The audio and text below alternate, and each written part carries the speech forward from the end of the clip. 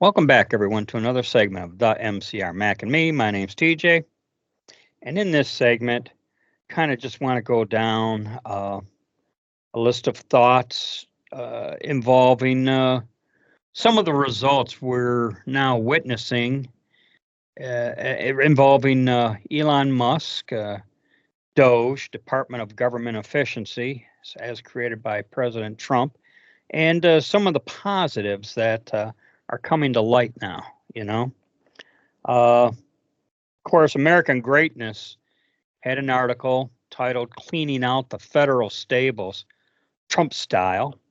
Okay, and it says basically in the article, it says, "Has anyone looked at how the District of Columbia and Northern Virginia voted in the last election?" Yeah, that area, Richmond, north of Richmond, as that one independent country singer sang about, those Richmond, north of Richmond, 92.5% of them voted for Harris. Only 6.6% voted for Trump. Fairfax County, Virginia, closest to D.C., went 66% Harris and 31% for Trump. And of course, then American Greatness asks rhetorically, and we're meant to think that these people are nonpartisan. And he's referring to the bureaucracy now, the very group that Doge has targeted. I've got a couple of hats, and I believe you have some too, that say "Take America Back." Yeah. Well, they seem to be shocked that we're doing just that, taking America back. Well, taking it back from the brink of extinction. I do have farther down in my notes something along that lines of they need to be thankful this isn't a French Revolution style taking it back. Yeah. Because the anger is most certainly there. Sure. Government-wide firings in multiple departments, and just to mention a few here, because you can pretty easily, confidently say all organizations they're not immune from let's just say reduction in force, as we used to say in the business industry, RIF. Yeah, a closer look for sure. But DOJ, FBI, CIA, CDC, IRS, the Education Department, FEMA. They're reducing some of the idiots in FEMA, and of course, people are complaining about Elon's efforts in this regard involving these reductions. Just last week, a news headline came out that. And they tried to sneak this past Trump, too. The holdovers, Biden's holdovers, tried to sneak past Trump, sending, what was it? Was it $60 billion to New York City to house illegals in hotels? Yeah. 59, I don't know if it was billion. I thought it was million. You know what, it might have been million. I heard. Yeah. But they tried to sneak this to New York City, to house illegals in hotels. Meanwhile, you got people down in North Carolina still living in tents. $700 a night hotels. These are 5-star hotels. Bums are living in. Then, and I'm pretty sure of this figure now. I read a news report where, and they tried to do this, and they try to get this stuff past Trump, and this is why Trump brought in Elon. Okay. They found $20 billion parked in a bank, and while we cannot prove it was waiting. It was waiting for its theft. That's right. That's what it was doing. The theory is this is not 100% conclusively proven, but the theory is that the Biden crime family was looking for the right moment to reach into that $20 billion piggy bank. And I do believe they got that money back. Okay. Let's see. And that's why Trump started firing some of these people. Was you got these holdovers who defiantly do this stuff. We're a federal employee. I dare you to fire us. Well, You know? I heard someone say, well, Trump's only going to be here 4 years. I'm going to be here for as long as I want. Well, Yeah, we'll see about that. yeah. Uh, and then some people start running to the courts, and there's a couple interesting responses. Mike Allen of Axios was saying, you might want to be careful here because one, eventually he could win a vast majority of these, and the end of that would make him all the more powerful, for lack of a better description. And goes, and furthermore, this is something we've done ourselves and would like to do again in the future. Because when you think about Obama and Biden, when they came in, they pretty much cleaned house to Yeah. put their people in. Well, our very own Dana Nessel, Michigan's Attorney General, affectionately known as our lesbian tyrant, and claims she's a woman of color. Okay. Like anyone gives a damn about that. She's saying this Doge is unconstitutional. So oversight is constitutional. Do these people just like to hear themselves talk, or are they talking to a particular audience of the super stupid who might believe that? Well,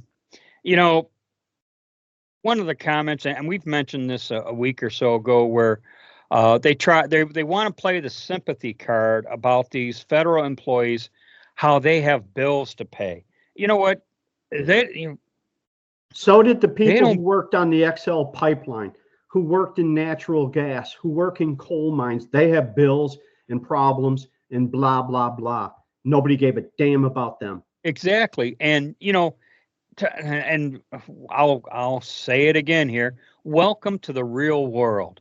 You know, and Yeah. and I've heard the term golden handcuff referring to those in the FBI or other type of law enforcement agencies. Okay, where the golden handcuff scenario is, they're in the FBI or they're in the Department of Justice or they're in whatever uh, law enforcement organization, and compelled to do stuff that either they shouldn't be or they're not comfortable with, but they do it anyways because they need that paycheck. They need that paycheck. Thus, the term golden handcuffs.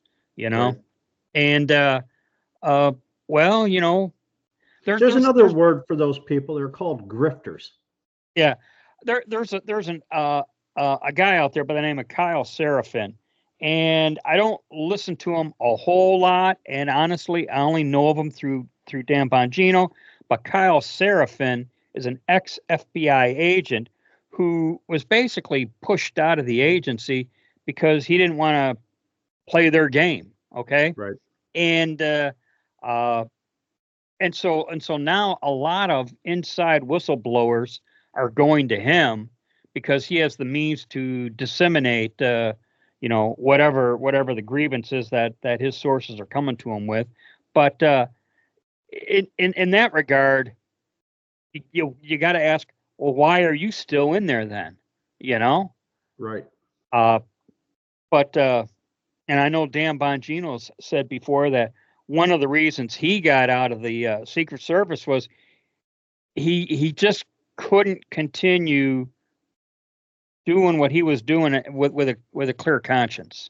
In other Right. words, uh, he just said, you know what, I got to move on, and because I think he quit after 12 or 13 years, so no, he didn't get a Right. pension. Right. He quit too soon, and so no pension for him. Needless to say, Kyle Seraphin has no pension either. But uh, in any event, uh, and those are just a couple examples who did not want to uh, be shackled with the golden handcuffs. We'll say, okay. Right.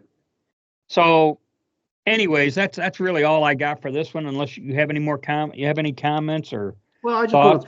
I just want to throw all this Doge stuff and all this uncovering is all well and fine, but unless the American people see the impact of that money that's getting wasted and stolen and whatnot, unless they see some of it coming back, or they see some people going to damn jail, I don't know that it's going to matter.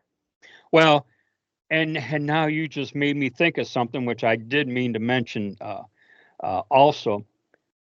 Doge is doing Congress's job, you know. Absolutely. They've not And done their job. They haven't had a real budget in what, 2 decades?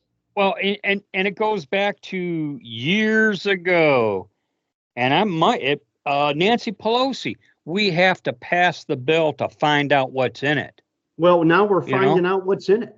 Yeah, we sure are now with Doge. You know. And I remember not being happy about it then, but you're thinking, you know, Elon Musk with his computer guys coming in and doing stuff that our own Congress seems to be totally oblivious to. It's Well, and that's this includes that's a kind assessment. I would tell you at least close to half of them are part of it, a part of the corruption, benefiting from the corruption, and don't want the corruption exposed. And we see by who's screaming the loudest, who's probably the most crooked. exactly. But you know, this is a hit on the Republicans about as much as it is the Democrats. Yes, it is. You know, because and you know, a 1,000-page bill comes out and they got less than 24 hours to read it to vote on, and everyone knows ain't no one reading that thing in 24 hours, and then they vote yes on it anyways. You know, so thus Elon Musk and his Doge crew come in with their wrecking ball, and you know, we said this before in a previous segment. They're not really making cuts. They're bringing to light cuts that need to be made by those who have the authority to make the cuts, whether it be Trump. They can't do any of this. Congress has got to do this. Yeah.